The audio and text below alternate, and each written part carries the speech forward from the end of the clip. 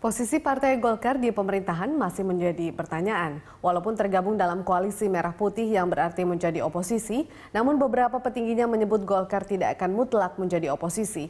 Posisi Golkar akan ditentukan melalui musyawarah nasional yang pelaksanaannya pun masih diperdebatkan. Partai Golkar hingga kini masih tergabung dalam koalisi Merah Putih yang akan menjadi oposisi dalam pemerintahan Jokowi JK. Wakil Ketua Umum Partai Golkar Agung Laksono meyakini bahwa Golkar tidak akan mutlak menjadi oposisi di pemerintahan. Ia menyebut posisi Golkar masih akan direview bila Ketua Umum baru telah terpilih.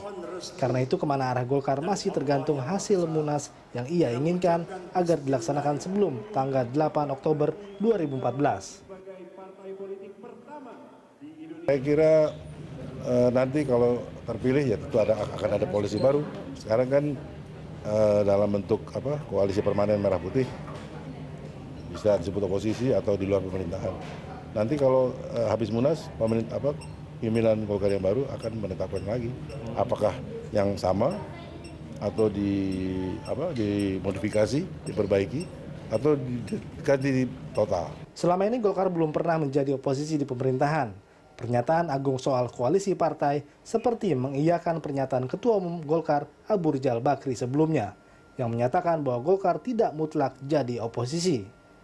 Abu Rizal menginginkan Golkar berada di luar pemerintahan, namun ia menolak istilah oposisi dan lebih suka menyebut Golkar sebagai partai penyeimbang. Kalau Jokowi JK diputuskan maju, maka Golkar akan berada di luar pemerintahan. Saya tidak mau call oposisi, tidak mau bilang oposisi karena dalam sistem kita Pancasila ini tidak ada oposisi yang ada di dalam luar pemerintahan. Gitu. Jadi kalau bagus kita terima, kalau tidak bagus kita tolak. Begitu. Artinya masih terbuka chance misalnya Golkar nanti berada di luar pemerintahan jika memang kebijakan pemerintah ternyata bagus di mata Golkar, berarti Golkar bisa membantu ya? Tentu, jadi namanya saya katakan penyeimbang. Kalau itu berbeda dengan prinsip di diri Golkar, maka tentu Partai Golkar akan menolaknya. Sebelumnya Agung diketahui berselisih pendapat dengan Abu Rizal. Agung dan politisi Golkar lainnya mendorong agar Munas dipercepat karena dianggap penting untuk menentukan arah koalisi Golkar 5 tahun ke depan.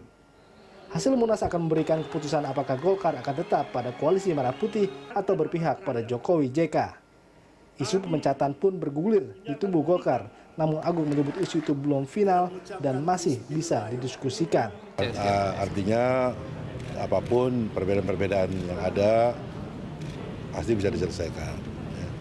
Bukan dengan cara pecat-pecat, pemberhentian dan sebagainya, tapi dengan cara dialogis, komunikasi yang dialogis itu dikembangkan. Saya apresiasi terhadap hal tersebut.